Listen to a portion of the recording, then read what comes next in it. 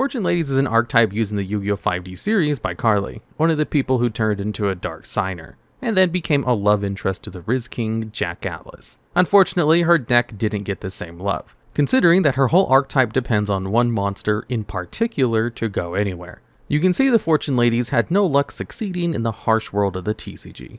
Surprisingly, they did get solid support and resources to flood the board. So why wasn't Fortune on the Fortune Lady side? Well, all 6 of your Fortune Lady players will get the answer while we explore the downfall, or in this case, the poor takeoff of this archetype. So let's see why these future-dependent monsters are doomed to stay in the past. The lovely Ladies of Fortune debuted in 2009 in the TCG set Ancient Prophecy, with 3 cards showcased. All Fortune Ladies have question mark attack and defense with an effect that increases their level by 1 during the standby phase. Fortune Ladies' attack and defense are equal to their level times a certain amount depending on their level increase. The perfect way to showcase their gimmick is by showing y'all the heart and soul of the deck, Fortune Lady Light, a level 1 spellcaster with the aforementioned question mark attack and defense. During your standby phase, its level increases by 1, and this card gains attack equal to its level times 200. When this card is removed from the field by a card effect, special summon a Fortune Lady monster from your deck. Appearing alongside it was Fortune Lady Fire, a level 2 spellcaster. Same stat line, same level increase, but when it's special summoned by a Fortune Lady, you can destroy 1 face-up monster your opponent controls and inflict damage equal to that destroyed monster's attack. The beauty of both of these monsters' individual effects is that they have soft once per turns. As long as you can meet their requirements, you can use their effects as many times as you want.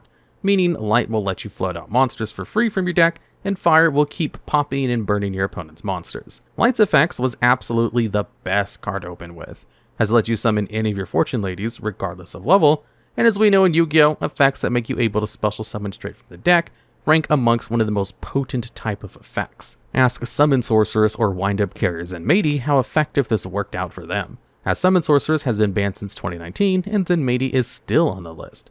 It also wasn't difficult to remove Light from the field. Cards like Scrubbed Raid, Interdimensional Matter Device, and Compulsory Evacuation Device were just a few ways to trigger it. But there was a bit of a hiccup that you might have noticed that made this easier said than done, but we'll save that issue for later. However, the best way to do it was by using Future Visions. This card was their field spell that targets a monster when it's normal summoned and banishes it. During the next standby phase of the player who controls that monster is returned to their side of the field in face of attack position. So simply by playing this card, you have a guaranteed way to trigger Light while having a pseudo floodgate that removes your opponent's normal summoned monsters. The rich proceed to get richer as more Fortune Lady support came out in Stardust Overdrive later that year. Konami finished off Fortune Lady's round of support for the moment with this set, giving their archetype the rest of their monsters seen in the anime. Again, the same question mark stat line and the same level-based effects for all of them except for the attack increase per level. Fortune Lady Dark and Earth stats increased by 400 per level, and Fortune Lady Water and Wind increased by 300 per level. Fortune Lady Wind is a level 3 spellcaster that can destroy any number of spell and trap cards your opponent controls, equal to the number of face-up Fortune Lady monsters you control when normal summoned. Fortune Lady Water is a level 4 water spellcaster that draws you 2 cards when special summoned, while you control another face-up Fortune Lady monster. Fortune Lady Dark is a level 5 spellcaster that, when a face-up Fortune Lady monster you control destroys a monster by battle and sends it to the graveyard, you can special summon a Fortune Lady monster from your graveyard.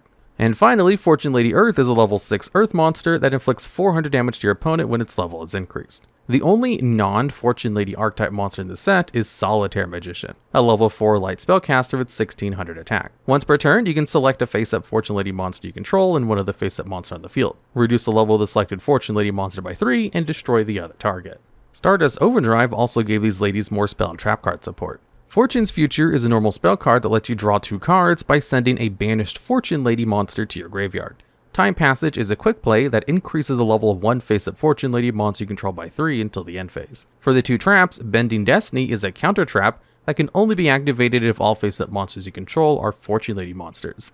Negate the activation of a spell or trap card or the normal summon of a monster, and remove that card from play. The card banished by this effect is returned to its owner's hand during the end phase. To wrap up the support, Inherited Fortune is a normal trap that you can activate during the turn a face-up Fortune Lady monster you control is destroyed.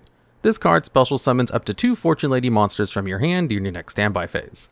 Fortune Ladies received a lot of support that most archetypes wouldn't get. Stardust Overdrive gave them draw power, recursion, and backward removal for all their plays with the 4 new Fortune Ladies. They gave them more draw power with Fortune's Future and a counter trap that negated spells and traps and normal summons.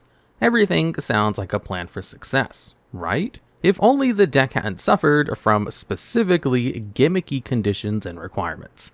Let's start with the heart and soul of the deck. Though you could stack your deck with 1 million ways to remove light from the board, light's effect was inconsistent, as it suffered from the deadly win optional effect clause that has doomed so many other decks. Since light states when it's removed from the field, instead of if it's removed from the field, light's effect can miss timing, making the effect to special summon a Fortune Lady whiff if light is removed from the field if it isn't the last thing to happen on resolution. So if you're wondering why I didn't list any combos with Magical Dimension, Cyber Valley, or even Wonder Wand, you know why.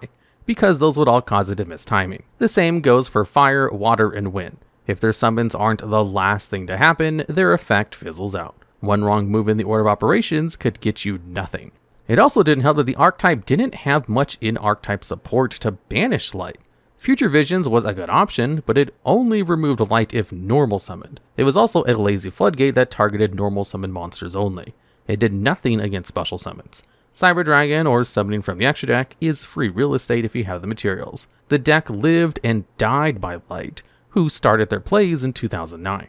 It got even worse when cards like 1-for-1 were limited and made it harder to get to light to start your plays. Another brick wall they ran into was their reliance on certain summoning conditions. You'd only get to hit the backer with Wind if you normal summoned her, making her utterly incompatible with light. Water could only draw you if special summoned and controlling another Fortune Lady monster already. Fire needed to be special summoned in face-up attack position by a Fortune Lady effect specifically, and Earth was just flat out useless. The monsters were all over the place. Their spell and trap card support was even more the same. Fortune's Future needing to return a banished Fortune Lady made it a dead draw until you banished a Fortune Lady, which in most cases would be light. It even made it more lackluster with the lack of ways to get resources banished to use it. Bending Destiny was really close to being great. The only thing holding it back was the ability to negate special summonings and the era of Synchros, Light Sworns, and Teledad. The last thing you needed to worry about was a normal summon, and more so on the extenders that could be used to make your life a living hell. Do we forget to tell you that this deck is weak to almost every type of disruption? Like every form you can think of? One simple negation can lead to the many Fortune Ladies players just passing their turn. The deck's fragile choke points and lack of board-breaking resources make it easy to bring the deck to a halt. So as more floodgates and hand traps came along, the more Fortune Ladies struggled with the format, and as expected, couldn't see any type of competitive play. The final nail in the coffin was the Fortune Ladies had no win cons or boss monsters. You'd think they have at least a synchro in the 5D era since their base effects deal with their levels. The only method Fortune Ladies operate under was swinging until your opponent's life points were depleted. They didn't hit hard like Gladiator Beasts, or could control the field like Stun. The deck wasn't good at doing either and was relegated as a low tier deck. It's never good when a deck with this many tools excels at doing nothing. Fortune Ladies would see no play for over 10 years until Rising Rampage came out in 2019. Okay, they didn't see any play in 2019 either, but players were still excited to see the support that was made for them. Konami introduced 2 new monsters, 2 spells, and 1 new trap. Fortune Lady Pass is a level 1 spellcaster tuner with question mark attack and defense. Pass had the same level increase and gained attack and defense equal to its level times 200. Once per turn, you can target a Fortune Lady you control, banish any number of other spellcasters from your hand, field, and or graveyard, and if you do, increase or reduce that monster's level by the number of monsters banished until the end of this turn. Their newest synchro, Fortune Lady Every, was a level 7 light spellcaster synchro with the same stats as every other Fortune Lady, and gained attack and defense equal to its level times 400. The significant difference is when its level increased during the standby phase, you could banish 1 face-up monster your opponent controls. Also, during your opponent's end phase, if this card is in your grave, you can banish another spellcaster monster from your graveyard to special summon it. See, Konami gives the needed support. All you have to do is wait until they make cards for nostalgia bait 10 years later. Fortune Lady Pass puts the Archetype's level modulation mechanics to use to make sure that no matter what material is on the field, you can increase or decrease Past or the other Fortune Ladies monsters to make every or any other synchro monster you need. This effect can't be underestimated, as during 2019, the generic synchro pool was filled with fantastic options, from Psyframe Omega to Yazi to even Baron de Fleur, before it had that terrible banless accident that took it out. Past even helps you trigger light without missing timing, since the effect of increasing the level happens at the same time you banish. That way, if you banish Light from the field, the increase occurs immediately and Light gets to trigger. Every rewards you during the standby phase with a free banishment of one of your opponent's face-up monsters. You can even revive this card if it dies during your opponent's turn during the end phase for the easy low payment of just one spellcaster in your grave. Was it the best removal card? Not by a long shot. The card only works on your turn, and that won't get the job done in an era where quick effects and interruptions reign supreme. Even its revival effect was slow and negatable, being at your opponent's end phase, an effect fitting for the 5Ds era, but not for one in 2019. However, even with all of these cons, Fortune Ladies finally had a boss monster to use, and even a solid tuner that was well built to their mechanics. That's not all they received either, as we still have 3 spells and traps to talk about.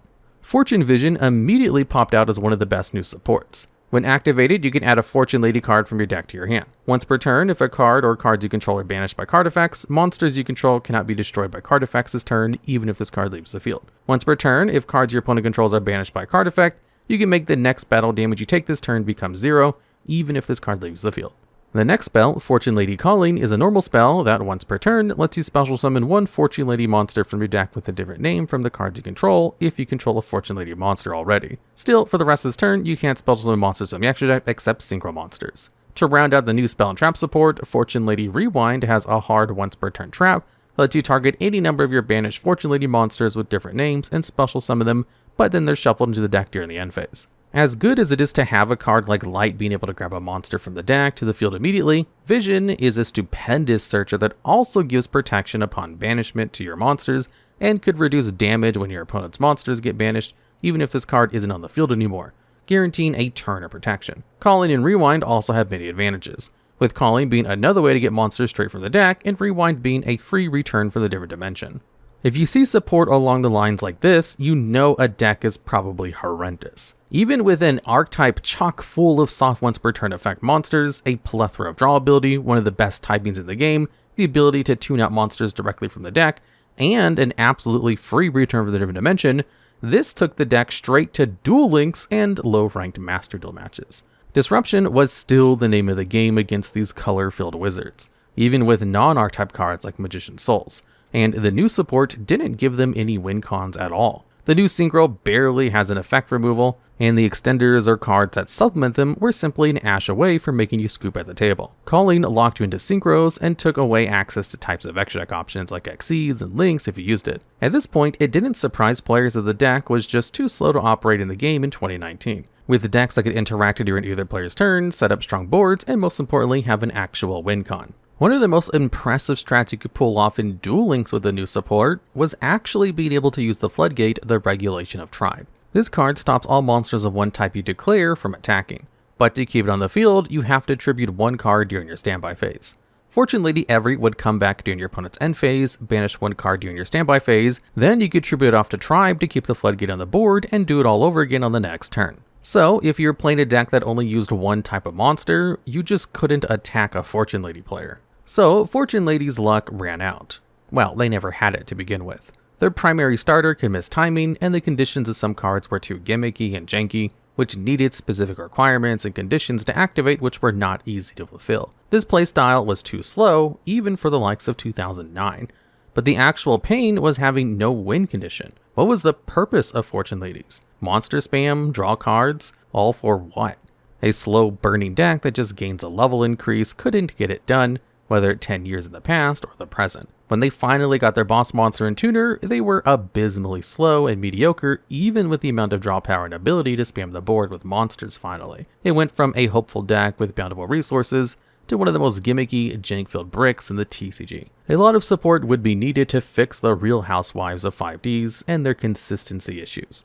Developing a win con for this deck would have been a great start, and getting a one-card combo would be even better. Until then, these ladies will have to hope that one day luck and time is on their side. We welcome Fortune Ladies into the Hall of Fail.